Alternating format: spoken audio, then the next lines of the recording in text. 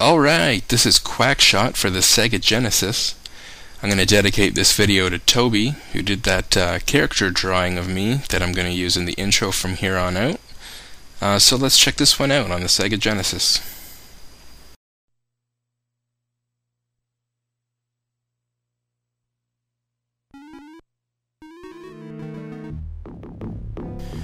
And we start off here with an opening intro to the game. As we can see, this game stars Donald Duck. It is Quackshot starring Donald Duck.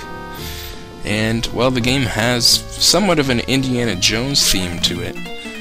Like many of the DuckTales episodes, the whole point of this game is to find the treasure.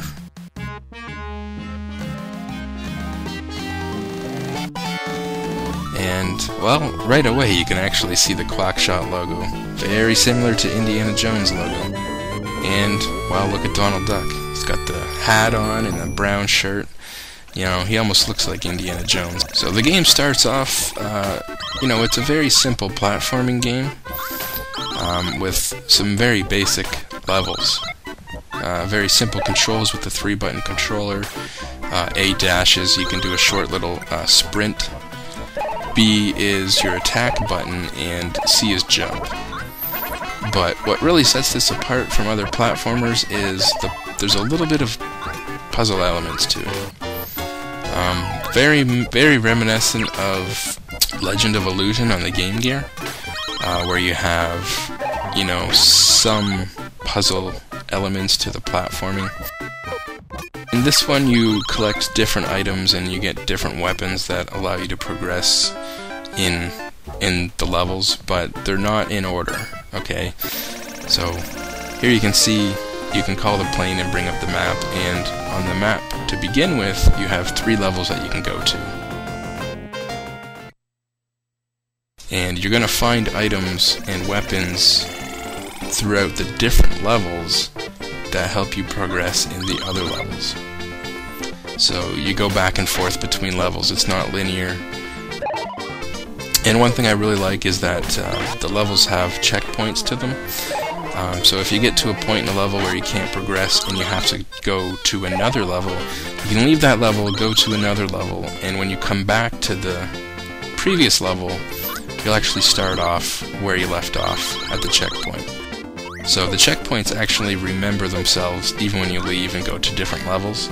So I thought that was pretty cool.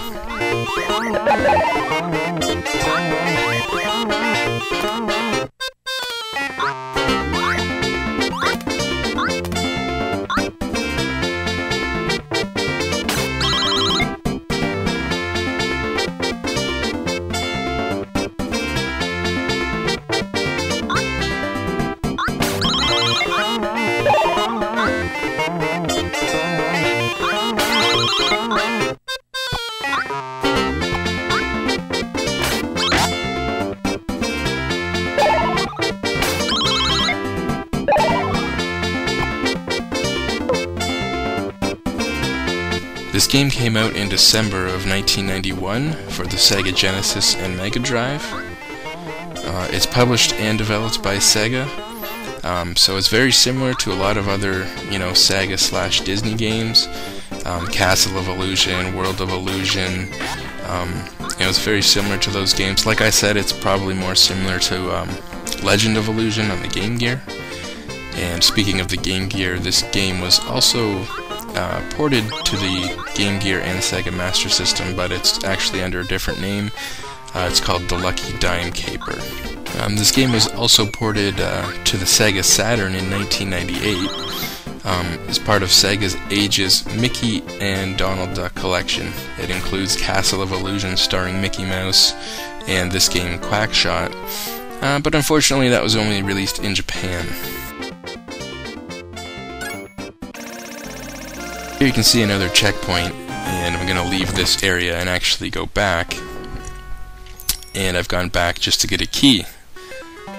And then once you go back to the level where you need to get the key, you start at the checkpoint, and then you come back to this level with the key, and you're at the checkpoint.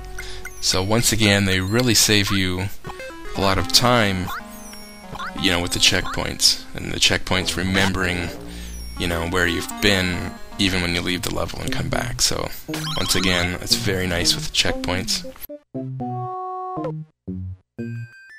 These guys here really remind me of, it's the Stompa Womps or whatever, Wampa Stomps from Super Mario Brothers 3, I believe. They were first in Mario 3, but in here you can't jump on them until you stun them. So you can stun them and then actually use them as sort of stairs to get up to a higher point. But you have to stun them first. You can't touch even the top of them. So I thought that was pretty neat.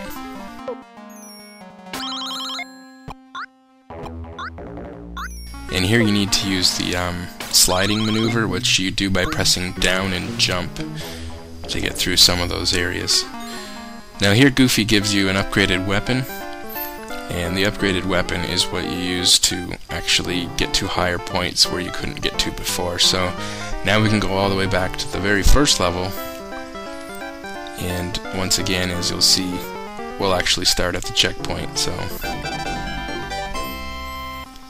So here we are at the end of the first level where we couldn't get up to before, and now we can get up here with the plungers. And this whole part here is, well, basically based on the new ability that you have, using your plungers to get up to higher locations.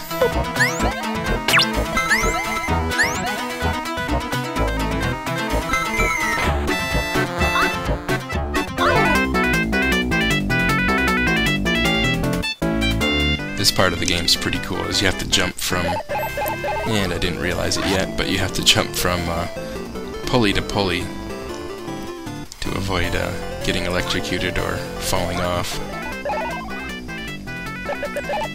Fun little part of the game.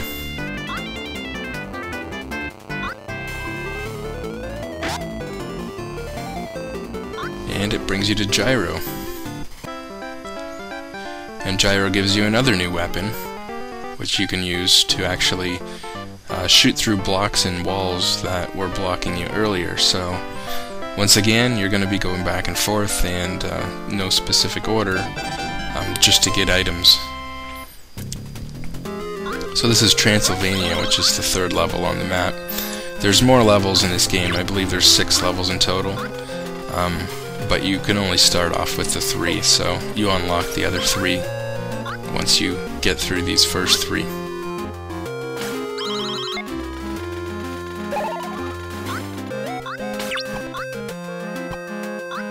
This game almost reminds me of DuckTales on the NES, which I believe was a Capcom game that I used to have. Very good game as well, and it had the same thing where the levels weren't linear. You could pick, I think there was 6 levels in that one too, but you could pick them in any order, so I always thought that was cool. There you can see using the new weapon to break through those barrels, which you wouldn't have been able to do before.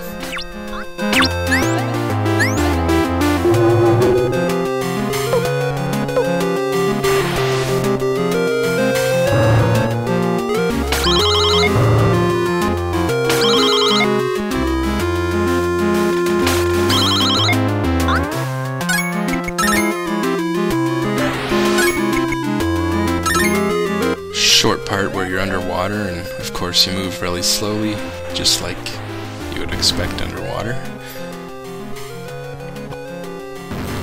Luckily you don't have to breathe, because geez, that's the one thing that I always hated in Sonic the Hedgehog. And here you have these big ghosts that will turn around. If you're moving when they turn around, they break apart, turn into like 10 ghosts, and they start flying all over the place, and it's very hard not to get hit.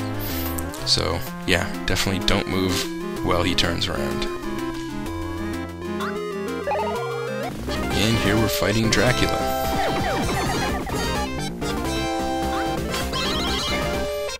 So far the game's not too hard. I don't think it's definitely by any means a challenging game. Maybe designed for a slightly younger audience to be able to play through. But I still find it very fun, you know, especially with that puzzle element. You know, I loved Legend of Illusion on the Game Gear, and you know, pretty much all of these Sega/Disney games, you know, all the World of Illusion and all the Illusion games, they're all really good. So this is definitely another one that you have to have on the Genesis.